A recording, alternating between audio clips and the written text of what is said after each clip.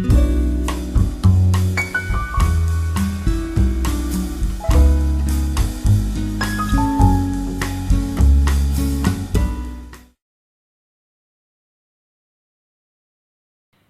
there, everybody. I hope that you all have survived Christmas with your family and friends, with great food, with presents, and with great shining light. I am here to do a response to a thread started by Jenny, Bea Sides. Felt like an eternity since I did a response to you, Jenny. It feels really good to do it again, actually. And you asked about actors that have been doing records or star tunes, as you called the thread. Records made by actors and screen stars. And I felt like it suited me fine, as many of them of those are considered to be something that is warm to my heart, and that is a lot of shameful, because the performances were not all that good. Many of them are in the category so horrible that it's actually you laugh of it, and I love those kind of oddities. But also, some are actually pretty good, better than expected. And some are also that you don't care, actually. Not bad, not good. As many artists. But I felt like, why not do a response to this one? And I have excluded the Swedish actors and actresses. I have two Swedish actresses, but they are because they have been having a Hollywood career. And I guess also I don't know where to draw the line when it comes to the word actor. I mean, does Andrea True connection count? She was an actor in another genre. She was an adult actor before she put that on the shelf and put her energy on music. So she has been an actor, but I don't know how many who have seen those movies or confesses they have seen a movie by her. Otherwise, there are some obvious choices. I tried to exclude some of the most obvious choices, but of course there's some that you can't forget. Of course, Don Johnson, Miami Vice. I'm going to walk against the stream and say that this is not all that bad, in my opinion. I like Heartbeat, the song. I think that one is actually a great 80s pop rock tune. And this is not horrible. I'm not going to say that Don Johnson is the best singer, but it is great melodies. It is great produced, actually. So not as bad as I thought that it would be, this album. So it's pretty okay, actually. But Don Johnson's Heartbeat was actually a hit. Whatever happened to the other Miami Vice guy, his partner, Tubbs, played by Philip Michael Thomas? He also made a record. This is Somebody from 1988. And there are actually some songs here that are produced by Ashford and Simpson. But otherwise it is pretty much forgotten and unknown album. But it's not all that bad. It actually works. Not going to say that it's as good as Don Johnson's, but it is actually a pretty solid 80s soul album. Fun to have. Now let's march into soap opera actors, but there are some that are a little bit of a gray zone, and this might be a little bit of a gray zone, because I don't know whether to count the television series Fame as as a soap opera. And of course, Fame had a whole lot of music. I don't know how many of them that have been releasing records, to be honest.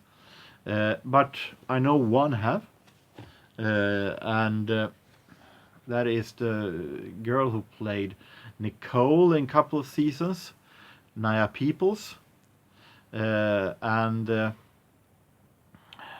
I remember her from Fame. I thought she was so gorgeous, and she actually sings good, definitely.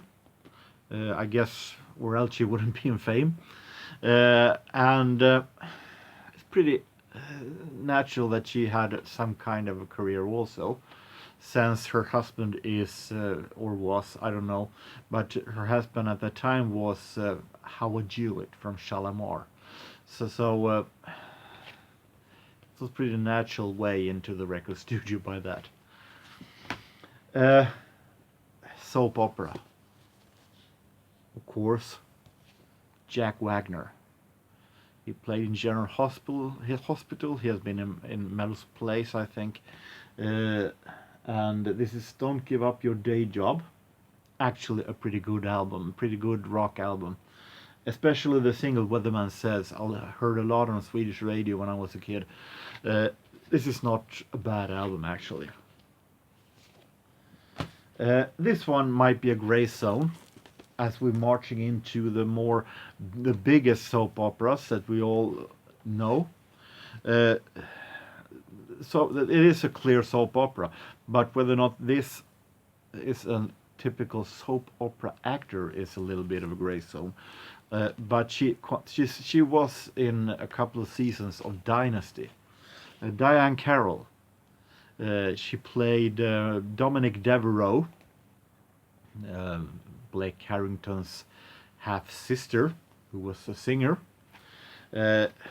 I'm not sure about her background, but I've gotten the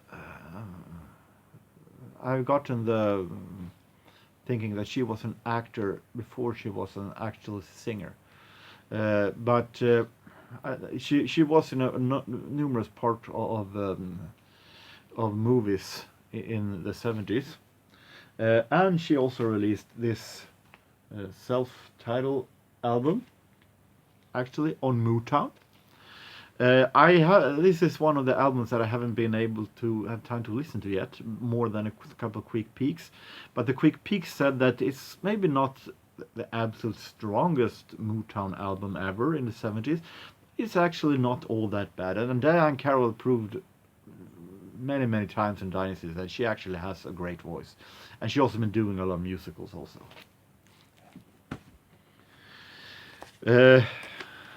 This one also was in Dynasty a couple of seasons, in the first seasons. But unlike Diane Carroll, this one doesn't have the best of voice.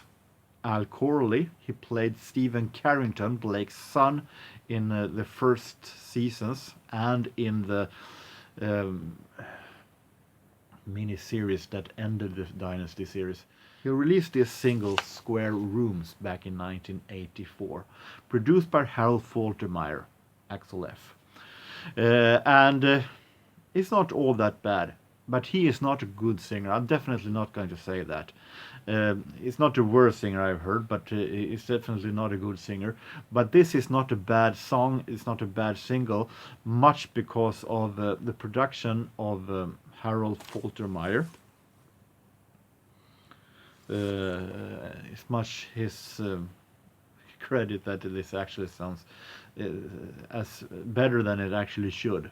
So it's not all that bad. But I had the entire album once with Ad Corley, and it wasn't that interesting. It was a pretty dull and boring album, so I felt like that one I shifted away a couple of years ago, and I kept this single only because that one is actually good. Falcon Crest didn't, as far as I know.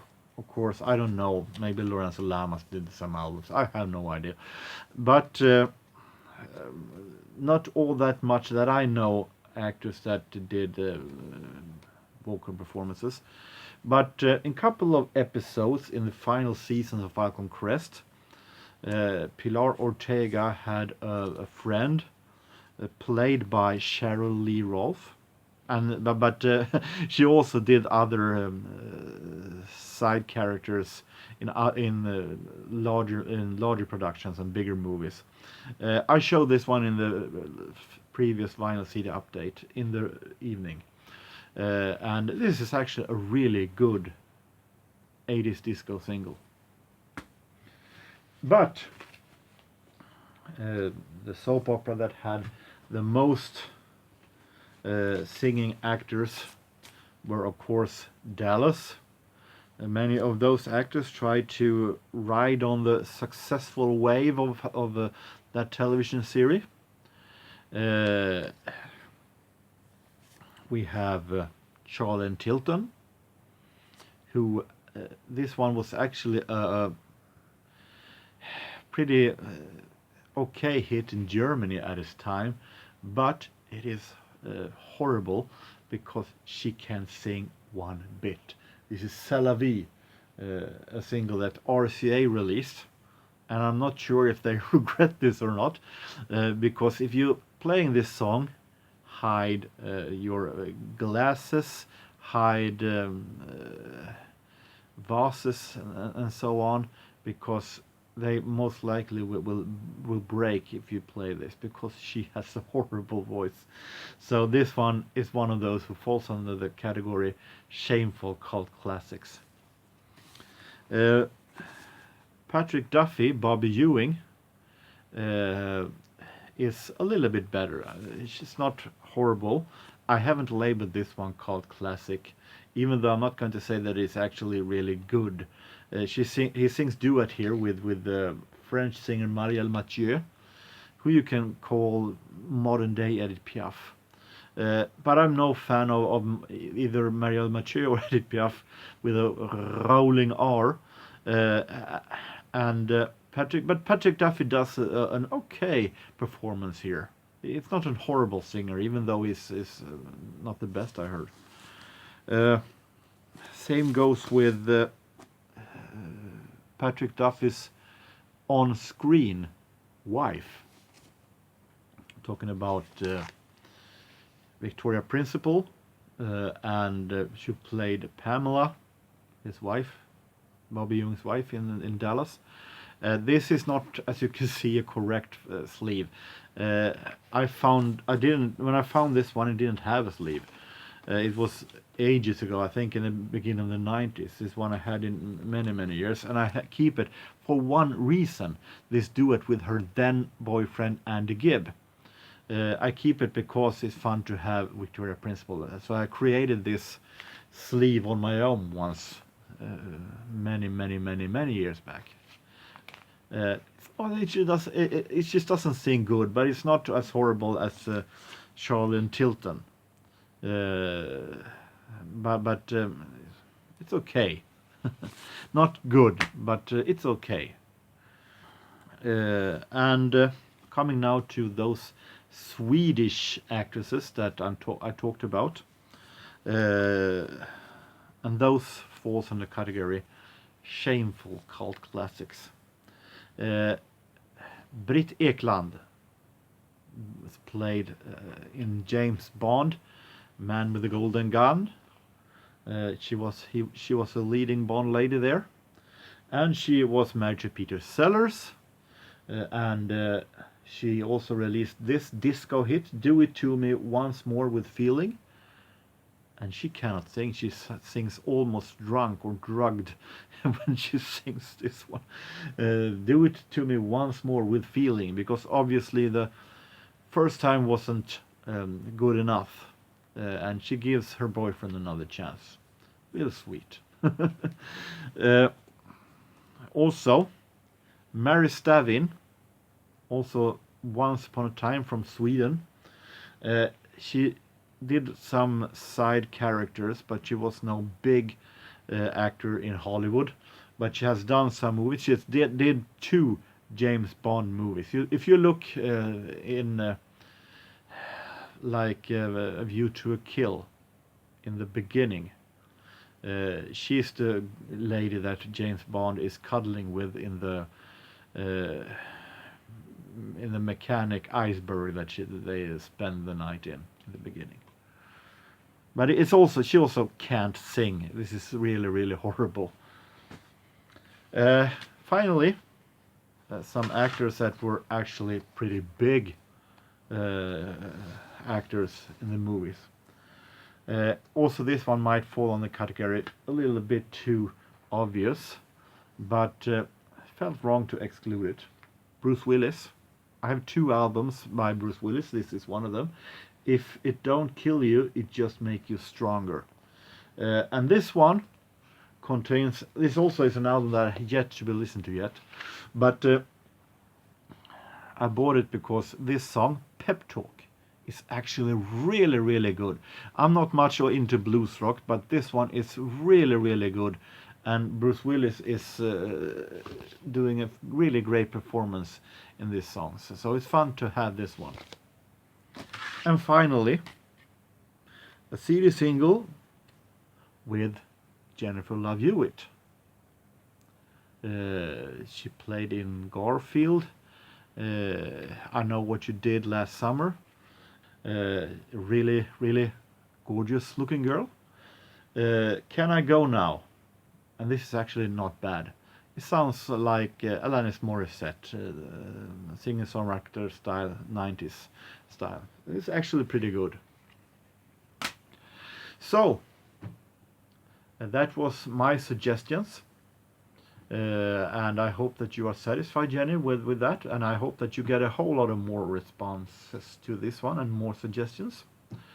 The next time I will return will definitely most likely be when I do my year in review, my best findings of 2019. So until then, take care everybody, and so long.